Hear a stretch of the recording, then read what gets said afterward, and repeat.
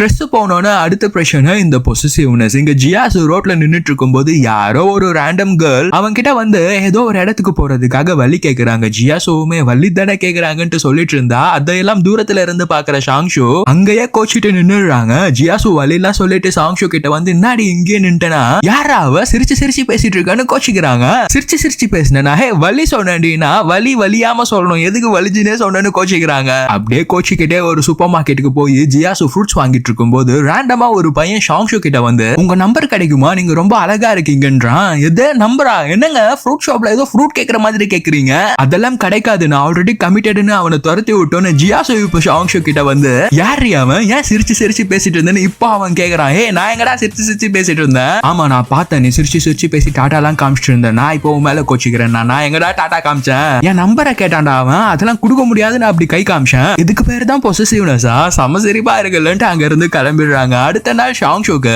அவங்க இன்டர்ன்ஷிப்காக interview attend பண்ணியிருந்த ஒரு கம்பெனில அவங்க செலக்டட்ன்ட்டு கால் வருது. அடடா ஃபர்ஸ்ட் இயரே நமக்கு இன்டர்ன்ஷிப் கிடைச்சிடுச்சு, நல்லா வேலையெல்லாம் கத்துக்கிட்டு நம்ம சுயமா சம்பாதிச்சு அப்பா அம்மா அண்ணா ஜியாசுக்கெல்லாம் பிடிச்சதெல்லாம் வாங்கி தரணும்னு சந்தோஷமா யோசிச்சுட்டு இருந்தா அவங்க ஃப்ரெண்டு ரொம்ப சந்தோஷப்படாதமா உன்னதான் இன்டர்ன்ஷிப் போக கூடாதுன்னு உன் அண்ணன் சொல்லியிருக்கான்ல, ஃபர்ஸ்ட் அவனுக்கு கால் பண்ணி பர்மிஷன் கேளுன்னு சொல்ல ஷாங்ஷுவும் சரி இவன் வேற நம்மள மெசேஜ்ல பிளாக் பண்ணி வச்சிருக்கானே கால் பண்ணியே விஷயத்த சொல்லலாம்னு சொன்னா, குட்டி பிசாசே என்ன திமிரா உனக்கு, நான் அவ்வளவு முறை படிச்சு அதெல்லாம் ஒன்னும் போக தேவையில்ல, ஒழுங்கா வீடு வந்து சேருன்ற, நீ என்னடானா அவன் கூட ஊர் சுத்துறதுக்காகவே பிளான் போட்டுட்டு இருக்கியான்னு கத்துறான். ஹே நான் அவனும் ஊரெல்லாம் சுத்தலடா, நிஜமாலே தான் இன்டர்ன்ஷிப் போறேன்ட்டு ஷாங்ஷுவும் பதிலுக்கு கத்த, லவ்ன்ற பேரை யூஸ் பண்ணி பசங்களாம் பொண்ணுங்களை மிஸ்யூஸ் பண்ணிட்டு இருக்காங்க, அதெல்லாம் உனக்கு சொன்னா புரியாது, ஒழுங்கா வீடு வந்து சேருன்ட்டு காலை வச்சிடறான். அப்ப ஷாங்ஷுவோட ஃப்ரெண்டு நீ ரொம்ப கொடுத்து வச்சவ ஷாங்ஷு, நீ கஷ்டப்பட்ட கூடாதுன்றதுக்காக தான் உன்னோட அண்ணன் முன்னாடியே உன்னை பாதுகாப்பா பாத்துக்கணுன்றதுக்காக தான் அக்கறையில கோவப்படுறாரு, ஆனா அவர் நினைக்கிற மாதிரி நீ ஒன்னும் ஜியாசு கூடயே சுத்திட்டு இருக்க போறது இல்ல, அதனால நீ இன்டர்ன்ஷிப்க்கு போடு என்னாலும் பாத்துக்கலாம்ன்றாங்க. ஷாங்ஷுவும் சாங்யான் பிளாக் பண்ணிருக்கான்னு தெரிஞ்சோம், நீ நினைக்கிற மாதிரி நான் ஒன்னும் யாரோ பிஜி பையனெல்லாம் லவ் பண்ணல, உனக்கு தெரிஞ்ச உன்னோட ஃப்ரெண்டு ஜியாசுவை தான் லவ் பண்றேன்ட்டு மெசேஜ் அனுப்புறாங்க.